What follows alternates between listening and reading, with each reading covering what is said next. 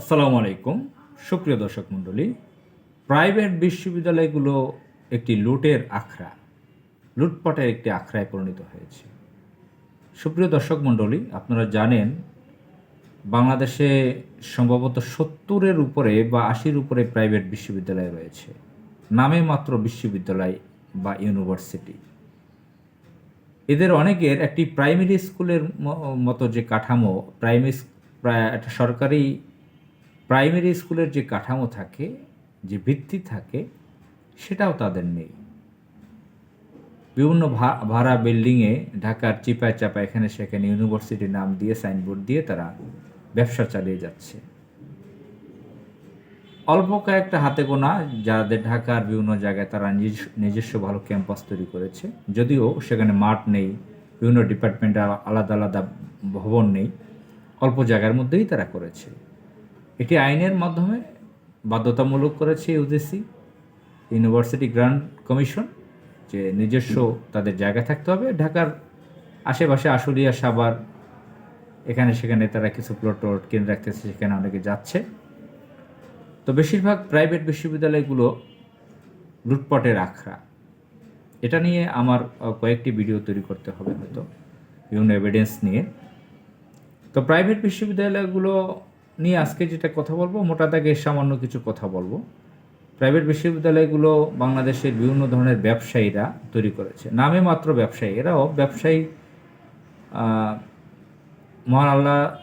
মহান আল্লাহ ব্যবসাকে হালাল করেছেন, সুদকে হারাম করেছেন। ব্যবসায়ীদের সম্পর্কে কোরআন হাদিসে খুব সুন্দর সুন্দর কথা, ইতিবাচক কথা রয়েছে। স্বয়ং আমাদের নবীজি হজরত মুহাম্মদ সাল্লাল্লাহু আলাইহি সাল্লাম, স্বয়ং আমাদের নবীজি হজরত মুহাম্মদ সাল্লাল্লাহু আলাইহি সাল্লাম, তিনিও ব্যবসা করেছেন। সিরিয়াতে, আরাবিয়ান দেশগুলোতে তিনি ব্যবসা করেছেন, ব্যবসা পরিচালনা করেছেন। বিভিন্ন নবীগণ ব্যবসা করেছেন। তো বাংলাদেশের যে ব্যবসায়ী হিসেবে যারা পরিচিত, এর অধিকাংশ হচ্ছে চোর, বাটপার, প্রতারক, ভণ্ড, এরা সন্ত্রাস। তারা বিভিন্ন সরকারি সম্পত্তি, জনগণের সম্পত্তি, মানুষের সম্পত্তি লুটপাট করে তথাকথিত ব্যবসায়ী, সমাজসেবক সেজেছে।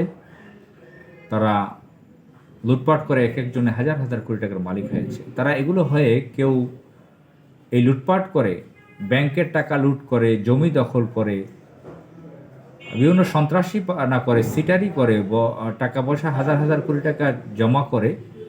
তাদের এই সম্পদগুলোকে রক্ষার জন্য তারা কেউ হসপিটাল করে, সেখানেও ডাকাতি করে ব্যবসা করে, কেউ ইউনিভার্সিটি করতেছে, কেউ মেডিকেল কলেজ করতেছে, কেউ মিডিয়া খুলতেছে। তাদের একটা কি বলে ঢাল।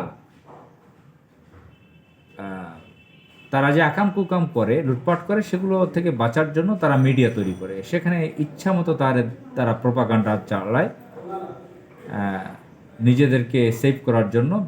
বিরুদ্ধবাদীদের বিরুদ্ধে প্রোপাগান্ডা চালায়, বিপরীত আদর্শের বিরুদ্ধে, নিজেদের ব্যাপারে নানান মিথ্যা কথা পত্রিকায় তুলে ধরে, যেটা না সেটা।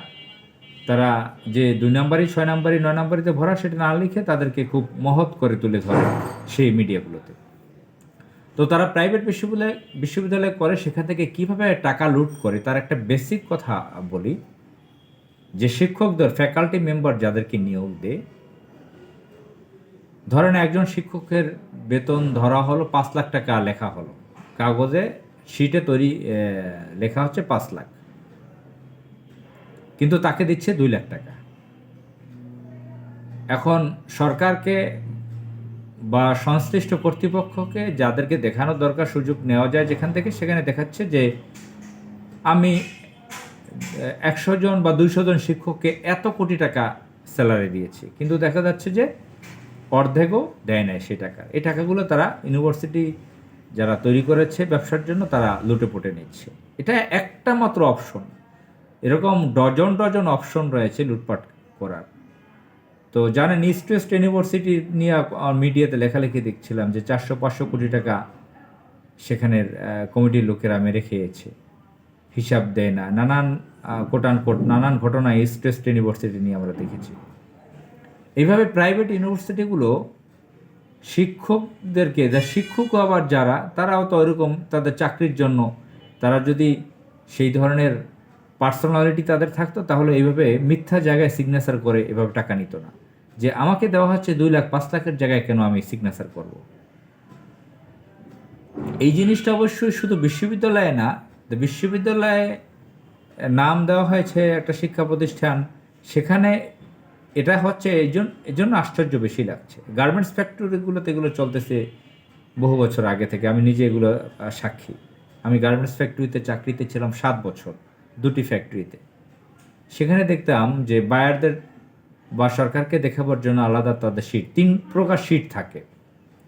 একটা হলো অরিজিনাল শিট বেতনের, আর ডুপ্লিকেট 2টি শিট থাকে, সেগুলোতে বেশি অঙ্কের টাকা থাকে। বিভিন্ন ফ্যাসিলিটিস নেওয়ার কথা লেখা থাকে, সেই ফ্যাসিলিটিস দেয় না, বেতন যেটা লেখা থাকে সেটা দেয় না। লিগালের জন্য একটা থাকে, তাদের অ্যাকাউন্টস ঠিক রাখার জন্য। তো এগুলো আমি গার্মেন্টস ফ্যাক্টরিতে দেখেছি। তো প্রাইভেট বিশ্ববিদ্যালয়গুলোতে এগুলো চলছে। সম্প্রতি একজন শিক্ষকের সাথে কথা হলো, তিনি বিদেশি বিভিন্ন ইউনিভার্সিটিতে ক্লাস নেন গেস্ট টিচার হিসেবে। তো তার কষ্ট হয় এজন্য, তার সেখানে খাবার দাবার, টাকা, অর্থনৈতিক সুযোগ সুবিধার অভাব নেই সেই বিদেশি বিশ্ববিদ্যালয়গুলোতে। কিন্তু তার মানসিক কষ্ট হচ্ছে, তিনি দেশে থেকে শিক্ষকতা করতে পারতেছেন না, অন্য দেশে তার থাকা লাগতেছে, পরিবারকে সময় দিতে পারতেছেন না, দেশে থাকতে পারতেছেন না।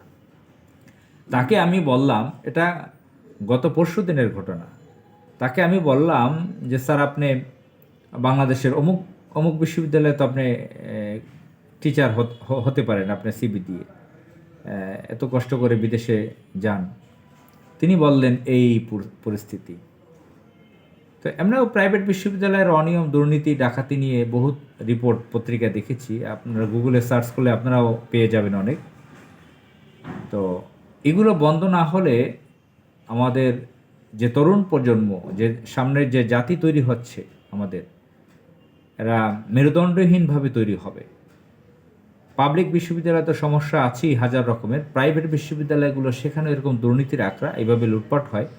আর লুটপাট করে শিক্ষকদেরকে সাক্ষী রেখে এই শিক্ষকরা কি পড়াবে, একাডেমিকভাবে তারা কি শিখবে, কি টিচিং দেবে ছাত্রদেরকে, শিক্ষার্থীদেরকে। তো এজন্য এগুলো বন্ধ হওয়া দরকার। এজন্য রাষ্ট্রে সুশাসন দরকার। সুশাসন আসলে কেবল এগুলো বন্ধ করা প্রয়োজন। এজন্য দরকার ইসলামের ছায়াতলে আসা, যারা কোরআন হাদিসের পক্ষে কাজ করবে এমন একটি পলিটিক্যাল গ্রুপকে রাষ্ট্র ক্ষমতায় আনা দরকার, যারা এসব দুর্নীতি অনিয়ম বন্ধ করতে পারে। আসসালামু আলাইকুম।